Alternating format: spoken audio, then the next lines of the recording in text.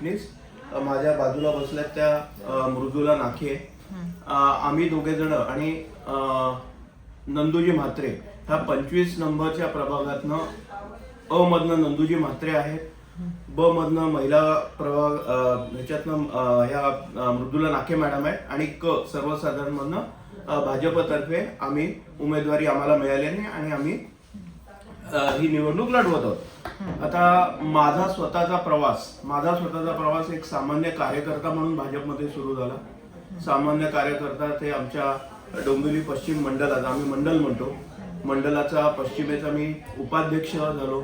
पक्षाने मला माझे काम बघून मला सरचिटणीस केलं आणि त्याच्यानंतर अध्यक्ष म्हणून मी मंडलाची जबाबदारी स्वीकारली। भाजपमध्ये तुम्ही जे काम करता, ज्या पद्धतीने तुम्ही काम करत असता, निष्ठेने काम करत असता, ती निष्ठा बघून वरिष्ठ ते काम बघत असतात आणि त्या कामाची दखल घेऊन तुम्हाला योग्य वेळी योग्य न्याय तुम्हाला दिला जातो। त्याप्रमाणे मला ही उमेदवारी मिळालेली आहे। ताईंबद्दल मी थोडं सांगतो। ताई ह्या गृहिणी असून डोंबिवलीतलं जे प्रसिद्ध नाखे कुटुंब आहे त्या नाखे कुटुंबियांपैकी त्या आहेत। त्यांचं माहेर हे बोरिवलीचं आणि त्यांचे वडील हे संघाचे म्हणजे संघाचं काम करत होते, ते काम करतात अजूनही आणि संघाच्या मुशीतून त्या घडलेल्या त्या विचारांच्या त्याही आहेत आणि आता समाजसेवेची एक आवड आहे, त्यामुळे त्यांनी आमच्याबरोबर ह्याच्यात या निवडणुकीच्या धामधुमीत उडी घेतलेली आहे आणि आम्ही 100% आम्हाला खात्री आहे की आमचं पॅनल आम्ही बहुमताने विजयी होऊ। धन्यवाद। बरं, इथल्या प्रभागाचा हवा तेवढा हवा तसा विकास झाला आहे असं तुम्हाला वाटतंय का? बघा, हा प्रभागाचा जो काही विकास झालाय, तुम्हाला माहिती आहे की गेली 5 वर्ष इथे कोणी नगरसेवक नाही, सगळ्या प्रशासनाच्या हातात हा कारभार होता। जो काही निधी आला तो माननीय रवींद्र चव्हाण साहेब आणि माननीय खासदार श्रीकांत शिंदे साहेब यांच्या निधीतून आलेला आहे। केंद्रातून आलेला निधी, राज्यातून आलेला निधी, या निधीतून कॉन्क्रिटीकरण झालेलं आहे। सगळे रस्ते आता 90% रस्ते हे कॉन्क्रीटचे झालेले आहेत। त्यामुळे जो काही विकास झालाय तो कोणी एकाने केला असं नाही, तो आमच्या आमदारांच्या निधीतनं झालेला आहे आणि खासदारांच्या निधीतनं झालेला आहे।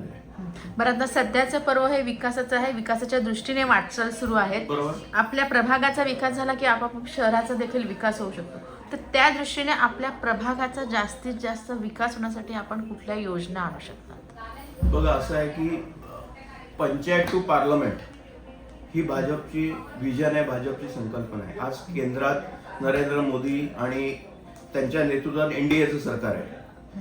राज्यात देवेंद्र फडणवीस आणि उपमुख्यमंत्री शिंदे साहेब, अजितदादा पवार यांच्या नेतृत्वातलं महायुतीचं सरकार आहे। इथे जर महायुतीची सत्ता आली, परत महायुतीची सत्ता आली, तर ज्या काही केंद्रातनं येणाऱ्या योजना, येणारे निधी आहेत, ती त्याच्यामध्ये एक विचाराचं जर सरकार असेल, एक विचाराची जर लोक असतील, तर त्याच्यात सुसूत्रता येते आणि त्याप्रमाणे 100% प्रभागाचा विकास आम्ही करूच, अगदी जोमाने करू।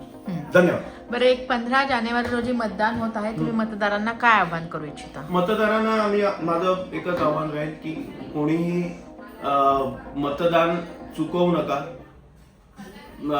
यावेळी लकीली कसं आहे की गुरुवार आहे, पुढे मागे काही सुट्ट्या नाही आहेत। थोडं मतदारांचं हे असं सुट्ट्या मिळाल्या की मग थोडं वेगळं प्रकार होतो, यावेळी तसं नाहीये। गुरुवार आहे, तर सगळ्यांनी आवर्जून लवकरात लवकर मतदान करून घ्यावं आणि आम्हाला बहुमताने विजय करावा।